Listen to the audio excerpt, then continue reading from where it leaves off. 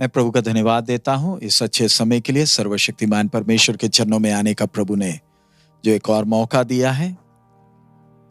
आइए आज के वचन मनन के लिए हम लोग नीति वचन 11वां अध्याय उसका 16वां वचन हम पढ़ें। अनुग्रह करने वाली स्त्री प्रतिष्ठा नहीं खोती है और उग्र लोग धन को नहीं खोते।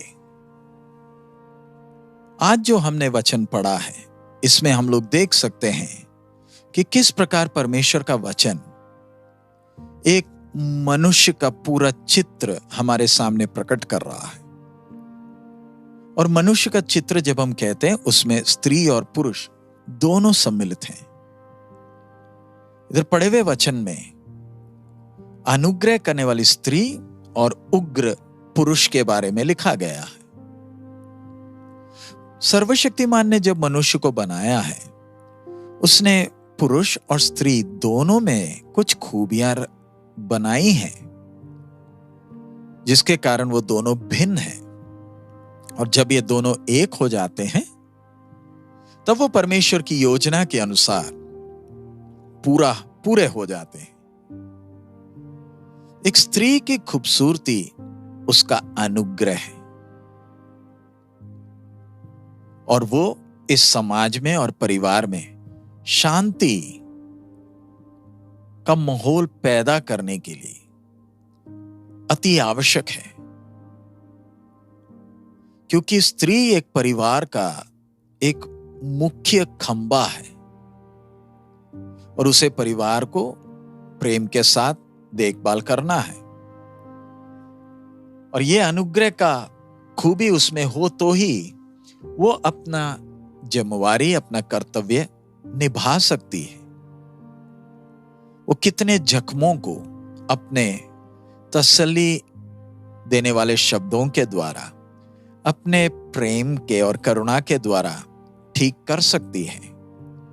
और उसका अनुग्रह भरा स्वभाव परिवार में एकता को बनाए रखता है। उसी समय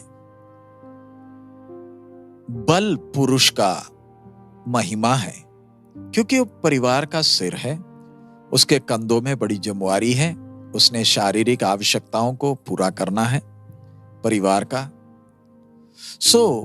हम एक दूसरे को इस तरह ना देखें जैसे कि दूसरा बेकार है, किसी काम का नहीं और हम अपने बल पर ही चल सकते हैं। जिस प्रकार केवल बल परिवार के लिए काफी नहीं है, इसी प्रकार अनुग्रह ही अकेला काफी नहीं है। बल और अनुग्रह दोनों की जरूरत है ताकि परिवार में वो संतुलन बना रहे।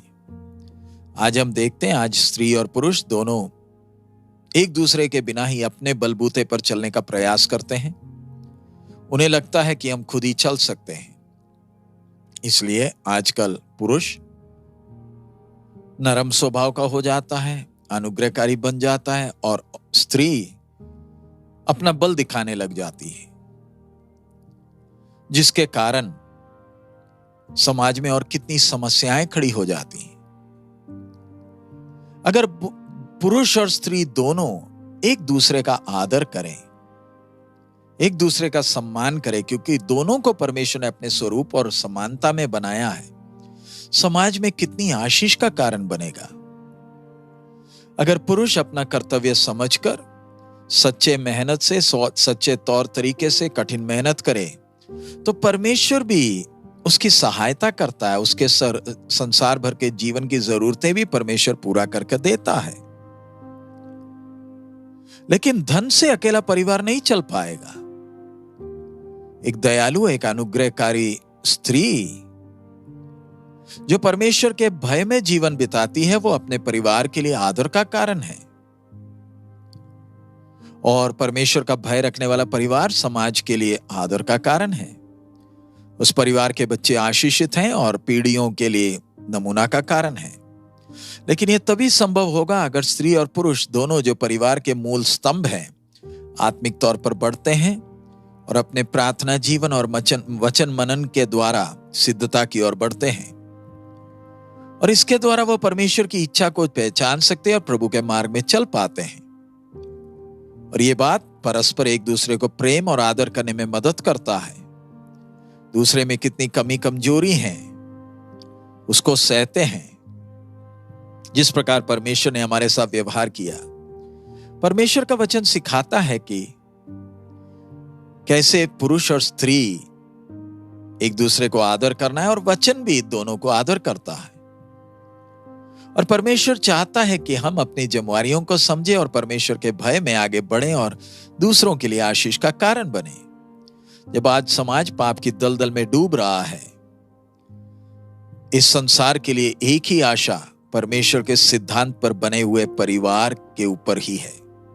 सो आइए इन दिनों में हम परमेश्वर के वचन के सिद्धांतों का अनुसरण करें जो प्रभु के वचन में दिया है, और समाज के लिए आशीष का कारण बने। आइए एक दूसरे को आदर करें, एक दूसरे को तुच्छ ना समझे। कहीं ऐसा ना हो कि दुश्मन उसका फायदा उठाए और परिवार में फूट ले आए और आने वाली पीढ़ियों के लिए दुख का कारण बने। आइए मिलकर एक साथ एक मन के साथ प्रभु का नाम के महिमा के लिए इस दुष्ट संसार में हम जिए। सो आइए हम प्रभु से ज्ञान मांगे और प्रभु में बलवंत हो, ताकि हम परमेश्वर के वचन के सिद्धांत के अनुसार प्रभु के नाम के महिमा के लिए जीवन बिता सके। आइए हम प्रार्थना करें। हमारे अनुग्रहकारी दयालु पिता, हम आपका धन्यवाद देते हैं इस समय के लिए, आपके वचन के लिए। प्रभु, आपने मनुष्य को बड़ी योजना से बनाया, स्त्री और पुरुष में अपने खूबियां दे रखी है। अपने जिम्मेवारियों को समझकर विश्वास योग्यता से आपके नाम के महिमा के लिए जीने के लिए हम एक एक को मदद कर। आपकी आशीष हम एक एक पर हो, ताकि समाज आशीषित हो, आपके नाम की महिमा प्रकट हो। यीशु मसीह के मधुर नाम से हम मांगते हैं, आमीन।